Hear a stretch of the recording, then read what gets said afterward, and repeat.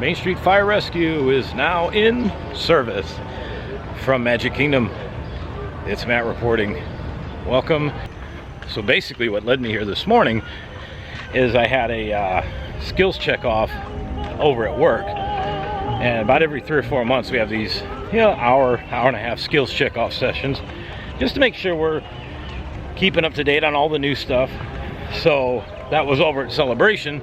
Celebration's right near Magic Kingdom, so I thought, I'll be done by 7 a.m., 7:30. Let's go over to Magic Kingdom, get a ride in on TRON. So early this morning I got boarding group 5. That's the way to do it.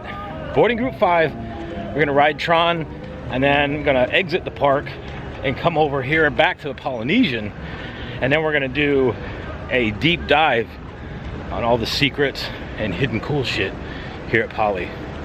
Gonna be a fun day.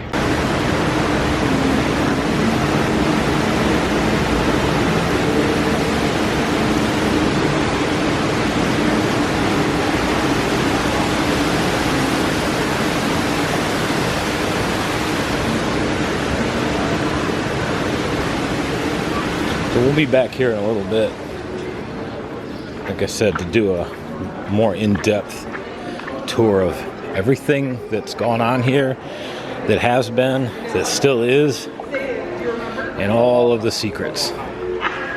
There's a lot. There's a lot at each resort, actually. But today we'll focus on the Polynesian.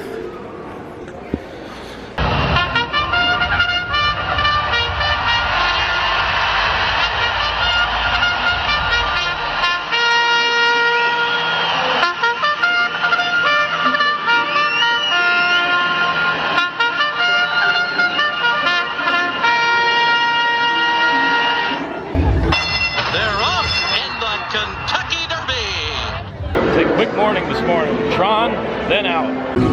9 a.m. sharp. Space Mountain already outside the building. Wow. Jeez. Yeah.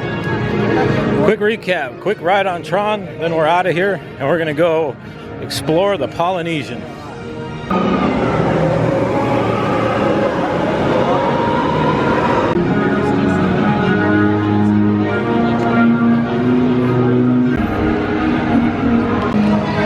Started off big today. They went groups 1 through 20. Pretty easy. That's the nice thing about doing this first thing in the morning, is you literally go right in. And I believe they even disabled the pre-show for the time being. By this experience, expected users should not ride.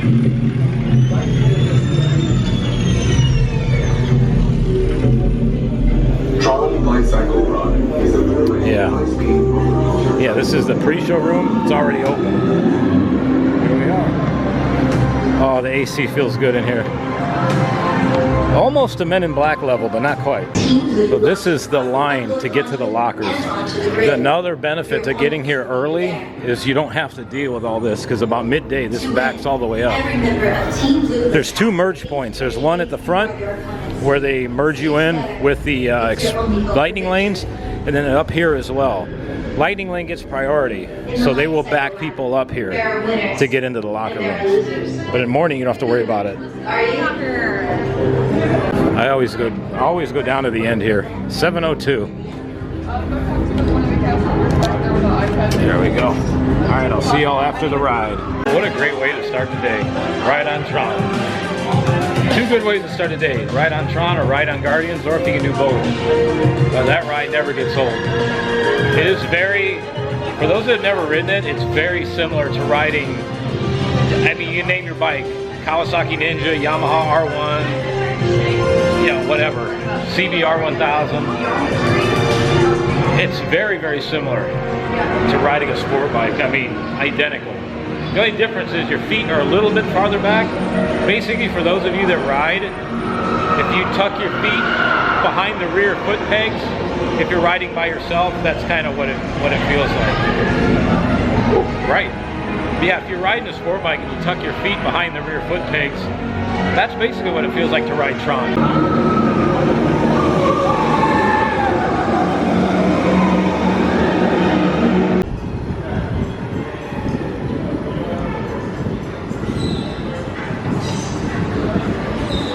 Watch this.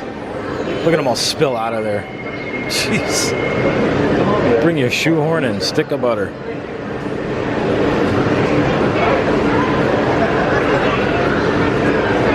Let's go to Magic Kingdom, they said. It'd be fun, they said. And check this out. It is 9:58 in the morning.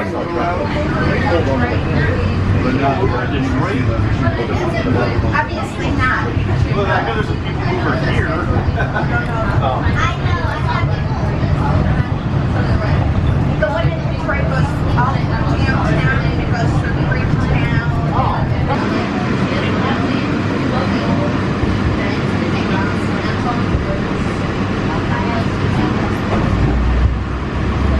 If you've just joined us, welcome aboard. For those of you staying, please hold on to that handrail throughout our journey. And stay clear. That would suck to be stuck in there, packed in that monorail. Oh no, it's moving again. Yeah, they're good. To the right is Disney-created Seas Lagoon. To the left is Bay Lake. Nestled on the shores of the Castle. One of the neat things you can do while you're on vacation here, if you want a day away from the parks and take a little break, you can get on the Disney transportation, such as the monorail or the boats, Skyliner, Disney buses, and you can go visit all of the Disney resorts. They all have something to see. You can go have dinner there, you can have lunch, you can go to the gift shops. They have different scavenger hunts. Oof. As Hondo Anaka would say on the Millennium Falcon ride, that's rough. Can I get a water? You want a water, Zach? We have our sweet nectar to go on our Polynesian tour. So just like before, to get to Polynesian, we don't have to go through the screening process. We just follow this, basically the wall or the tram lot all the way around to the Polynesian. Here we are, past all the craziness. It's into the calm. Crazy. Calm.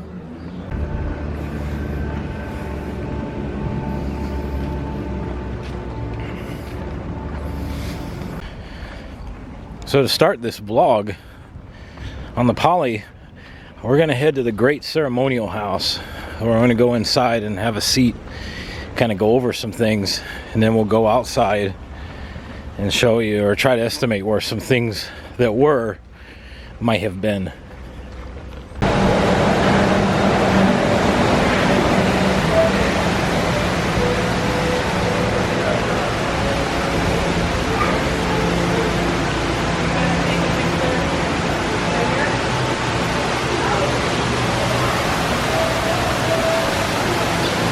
Here we are back again, about 2 hours later. All right, let's find a place to sit down and see what we can find around here. Oh, yeah, it's almost getting near checkout time too. So first things first, this piece right here in the middle, you got the little waterfall. It's very calming actually when it's quiet in here. You can actually hear this. But they built this as a homage to what used to be here.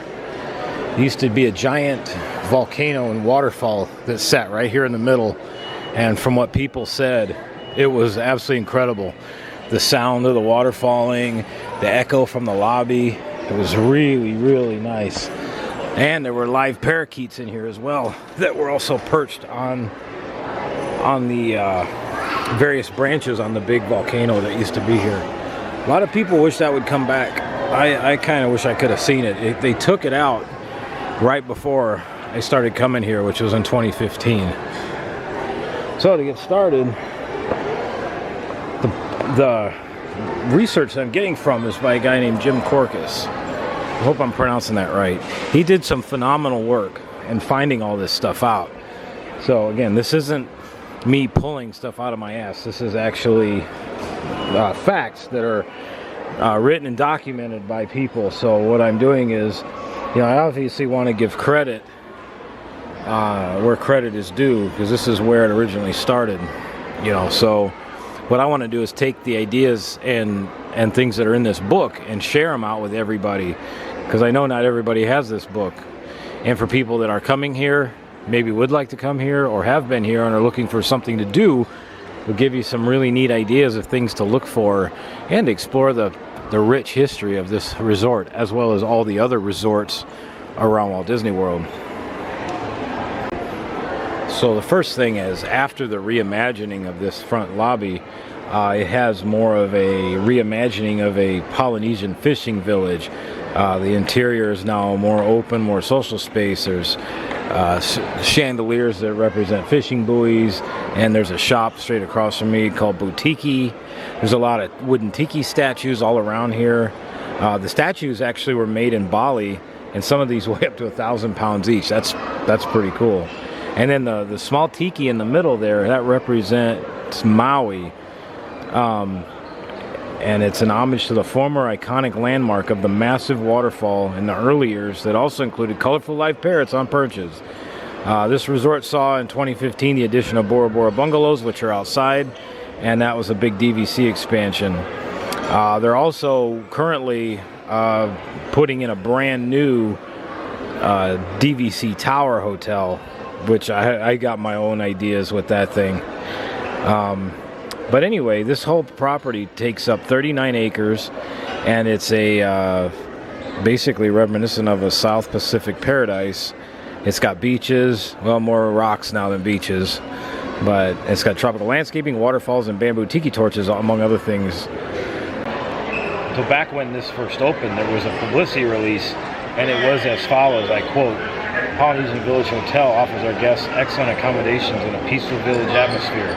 Nestled in luxuriant landscaping on the southern shores of the Seas Lagoon, its motto is Ayata Payata, which means there will be another day tomorrow like today." Very cool. Maui, the god of vacation, slows the sun down to make the days longer so that our guests may enjoy the slower paced, more casual atmosphere of this delightful South Seas resort.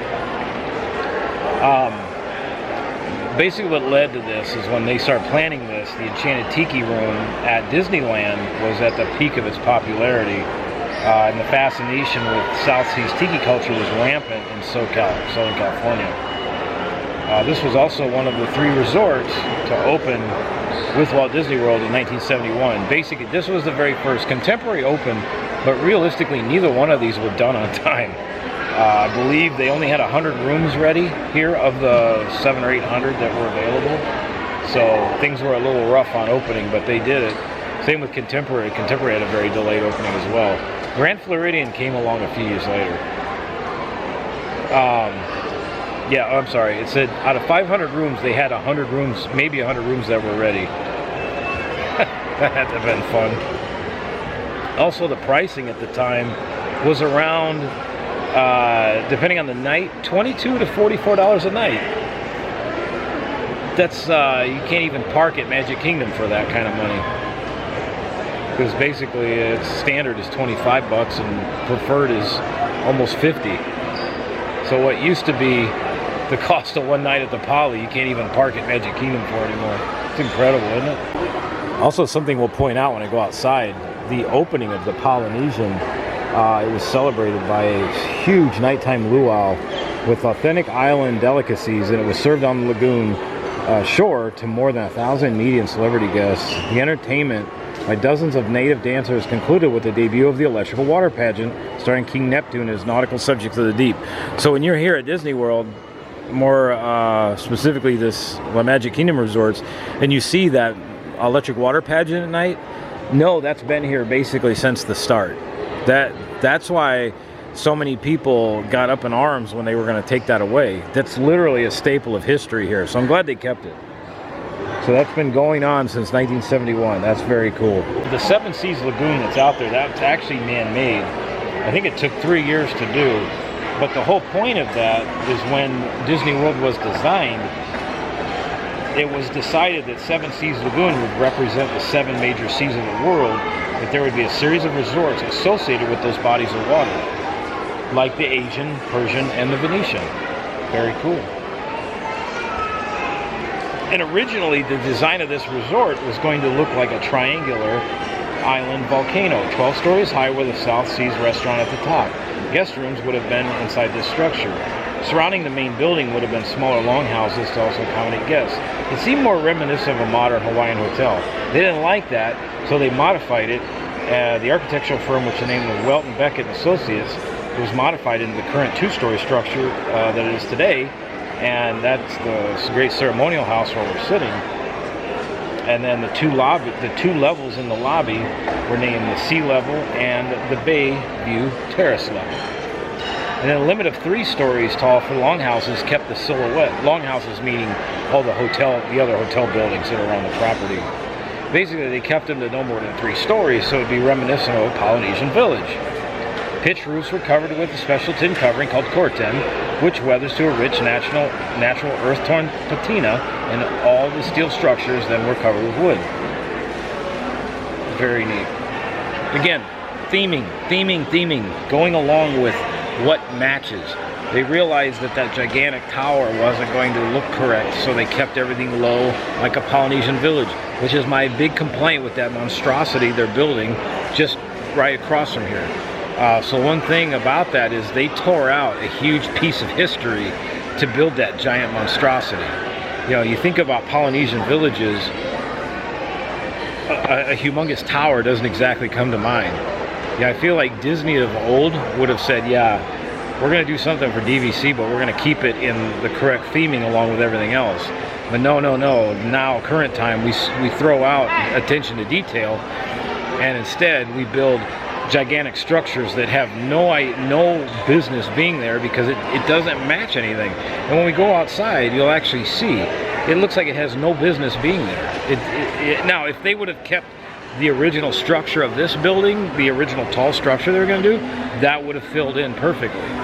But it doesn't go along with anything that's here, and that's my problem. As a former architectural student and studied interior design and all that, it just drives me crazy because that is not part of keeping up with your attention to detail, your sight lines, your overall theming. You're just building a gigantic tower for more rooms for DVC.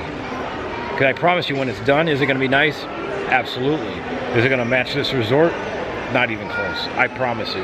We'll let time be the judge of that, obviously, when it opens, but I can tell you, it's not going to look anything like this building at all. So one of the other ways they built this the way this was constructed was the Polynesian rooms were stacked on top of each other rather than slid into place at the contemporary's A-frame structure.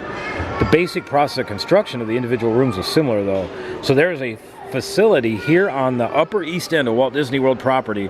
It's about 4 miles away from this resort, where U.S. steel workers produce hundreds of modular rooms weighing 8.5 tons each that were finished and furnished in an assembly line process for both the contemporary and the Polynesian. The building where all that work took place still stands at the address of 1500 Live Oak Lane, just south of the softball field. I know exactly where that's at. We're going to actually have to go find that one of these days. That is really neat. The other original color scheme for this resort was green and orange, and it had a green quartz registration desk and a white revolving ceiling fan. As you can see, that's definitely changed. And a green and blue checkerboard tiled floor was also in the Great Ceremonial House. You can see that's no longer here either. They have some of the similar colors here in the carpeting, but the floor has definitely changed a lot. So now we're going to go take a quick walk, and then we're going to go outside and see what we can find outside. There's a lot of cool stuff that used to be here. So straight ahead of me is the current swimming pool, but the original pool at the resort back when it opened in 1971 was the, I pronounced this right, Naina volcano pool, where guests had to actually go under a waterfall to get to the stairs to get to the top of the water slide. That pool was replaced in March of '01 with the current pool right now. It's actually larger, and they cut the waterfall down a little bit. But this is a really neat pool area. Beautiful over here. And so now we're going to work our way down to the beach area. But apparently that whole area had a waterfall that went in the pool that you had to go underneath to get up to the slide. That's pretty badass. Also, elaborate outdoor luau's used to take place here, and they were held on an outdoor stage on the beach. But as usual, unpredictable Florida weather caused so many cancellations that in 1972, the sheltered Luau Cove was constructed to house all of the festivities, so they moved it. So everything, all the luau's used to be right here on the beach. This walkway is also very unique too, because it's hard to see through the camera, but straight ahead is Cinderrella Castle. As you come around, you see through the trees. It's a beautiful view of the castle. So this is the front beach of the Polynesian. So where that giant monstrosity is over there, that used to be where all the luau's took place. They had a really, really cool little secluded area that was kind of like a dinner show. And apparently, back when this thing first got going and they were doing the luau's on the beach, they would come over from one of the islands on a boat and arrive on the shore and then start the show. Pretty neat. They're also, check this out, I'm guessing, I think this is the original boat dock here, but they used to have a thing called a Polynesian war canoe. This thing was 40 foot long, and as many as 8 guests could pile into it and paddle off to the islands in the Seas Lagoon, or enjoy a cocktail on the Chinese junk known as the Eastern Winds. So there also was a bigger boat called the Eastern Winds that would sail around Seas Lagoon here, and you could do that every night. I believe it was an added charge. So it talks about that. The Eastern Winds, a cocktail lounge aboard an authentic 65-foot Chinese junk, was docked at the resort from 1971 to 78. It was available for charters and took a crew of 2 to operate. It had a pilot and a deckhand. The ship included a galley on board for dining as well as a full wet bar. Often during charters, the crew would also include a chef, a server, a bartender, as well as a cocktail waitress. The large wheel was located in the stern of the 50,000-pound boat and took 22 turns from lock to lock. For those who aren't familiar with what that means is, as you're steering a ship, you go one way with the wheel all the way till the rudder locks to the right, and then the other way 22 turns till it locks on the left. That's a lot. Apparently, that thing was built in Hong Kong in '64 and was later purchased by a Texas oil baron. Football player Joe Namath also owned it at one time as well. The cruises departed nightly at 7:30 p.m. from the Polynesian Village Marina, which I believe is in front of me, and for an hour and a half, complimentary cocktails were served on one of the Chris Craft yachts or aqua homes. So on top of that giant ship that used to float around here, they had these little smaller aqua homes or Chris Crafts. And it was $10 a piece to do that. And this is a neat story here. In 1971, Kauai Branton, better known as Auntie Kauai, I think I'm pronouncing that right, she moved from Pearl City, Hawaii on the island of Oahu to California for 8 months to perform the Polynesian show at Disneyland. Shortly afterwards, she moved to Florida with her husband, Pano, to open the Kauai Pano Polynesian Review at the Polynesian Village Resort. She was the master of ceremonies for the show and still remains as a cultural representative at the resort many decades later. She often sits in lobbies making flower leis for guests. Now this book was created, I believe, in 2021 or 2022, so I'm not sure if she's still here or not. It's something I gotta ask about.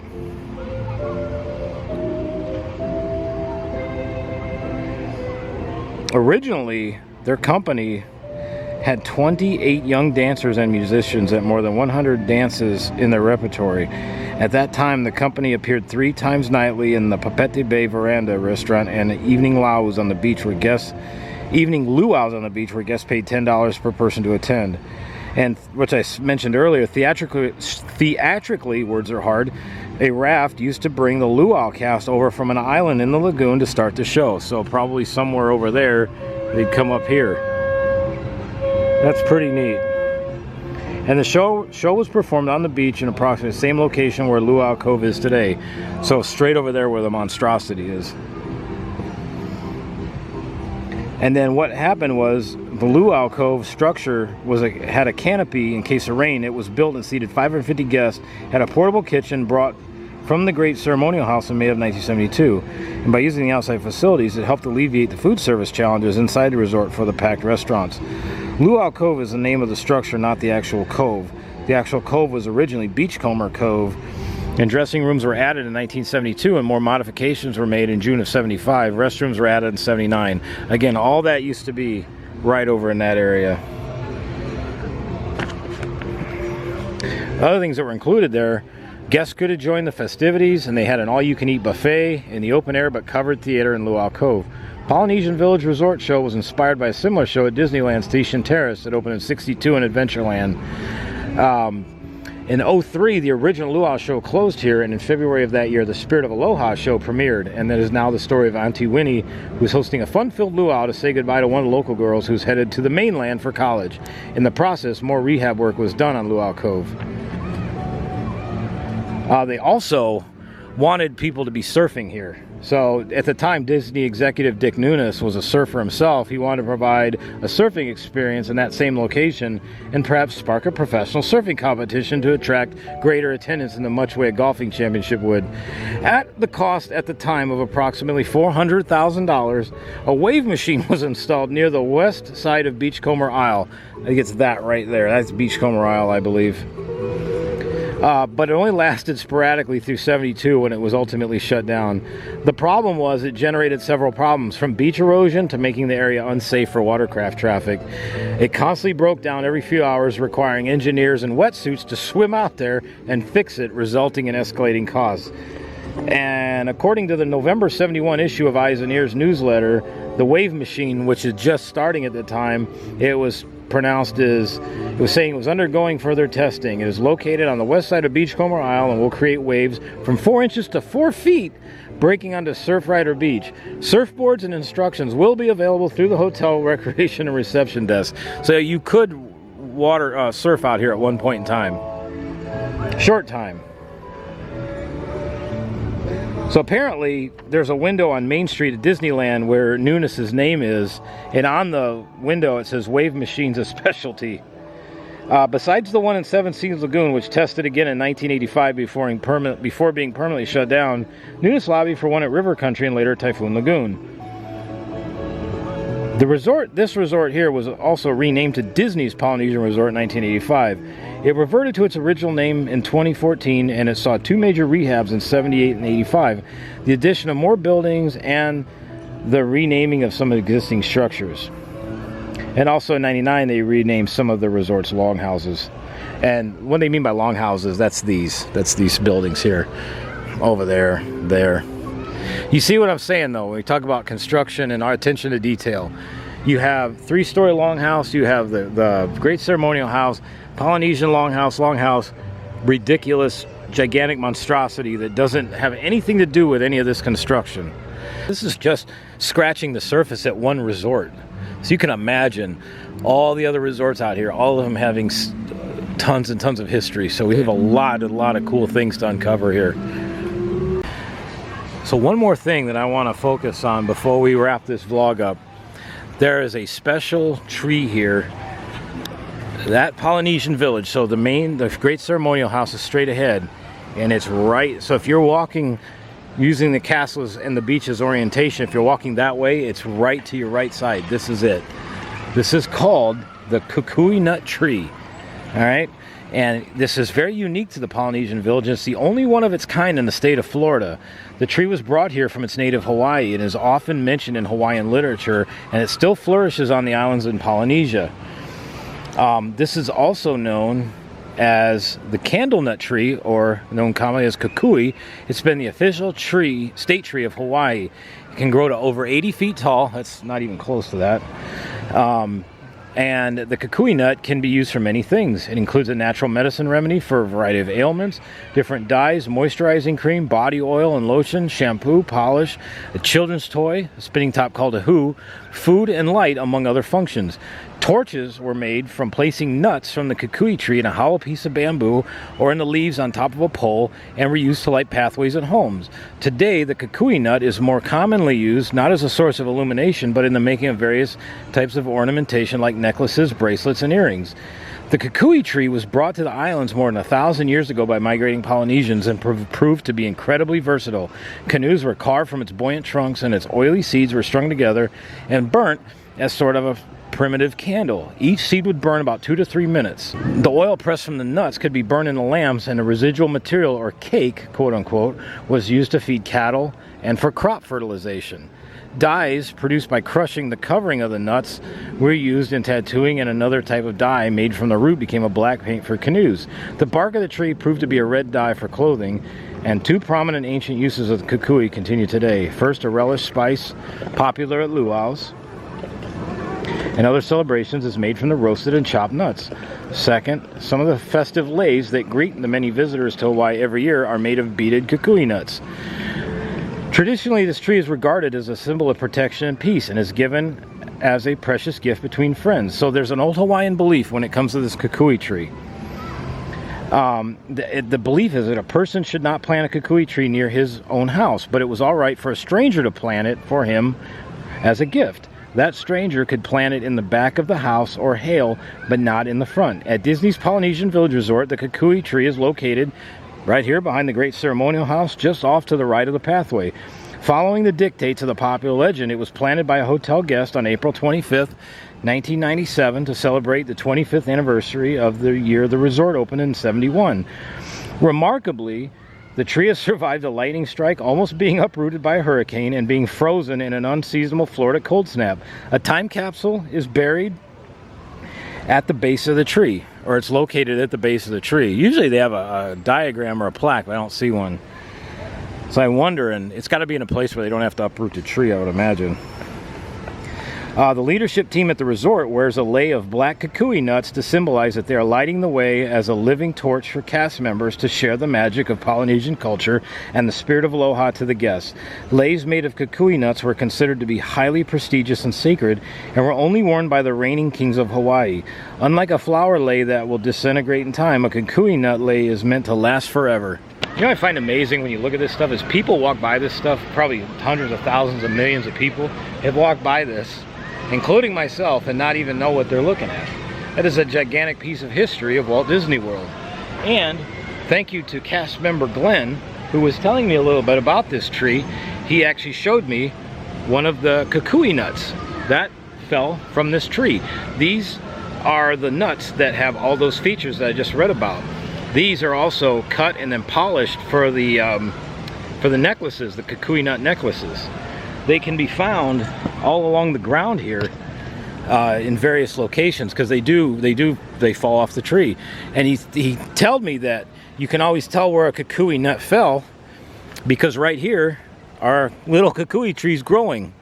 So there's tons of nuts that fell. He said they go through here every now and then and they basically uproot those. He goes, otherwise we'd have an enormous amount of kukui trees growing. But yes, this is the only one in Florida and was given by a guest as a gift. How freaking cool. But yes, next time you're at Polynesian, obviously don't go into the bushes. That's a good way to get snake bit too. But if you see one around the edges, or better yet in these rocks, I was telling you in Florida, do not reach into any shrubbery. Good way to get snake bit. Parents, keep your kids out of the damn bushes. Just like Pete Werner says, stay out of the damn lakes. Stay out of the damn bushes. But if you're looking and it's in an area that looks safe to grab, this is what you're looking for. It looks like a little rock, and it's not hollow, but it is tough. It's like a little stone. But you'll find them just kind of laying around here in various areas. And what they are is you can see some of the fruit on the tree. I'll zoom in. Right here's a couple of them.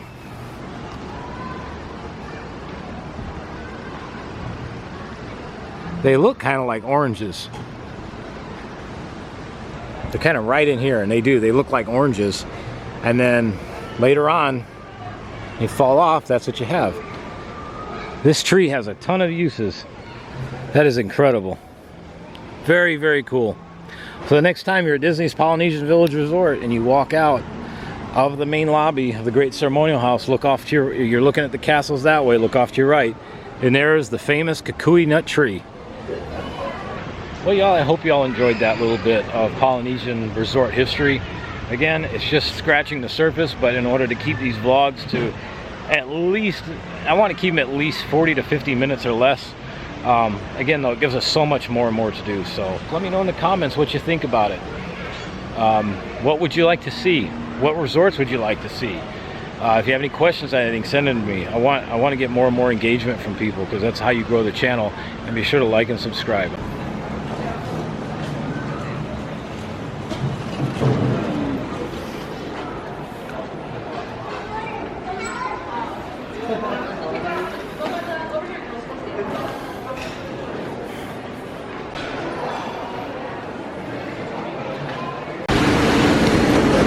All right, y'all, there's one of the wooden tiki statues that they were referencing right there. We're gonna begin the walk back to the TTC Ticket Transportation Center. Look at this. It's one security line out of this entire thing. Man, Disney, you guys, I know they probably don't have the cast members, but when you're paying almost $200 a ticket, they need to do better. This is ridiculous. This entire thing they could be utilizing. Look at this. We got bonus footage today. Back home. That was fun at Disney World.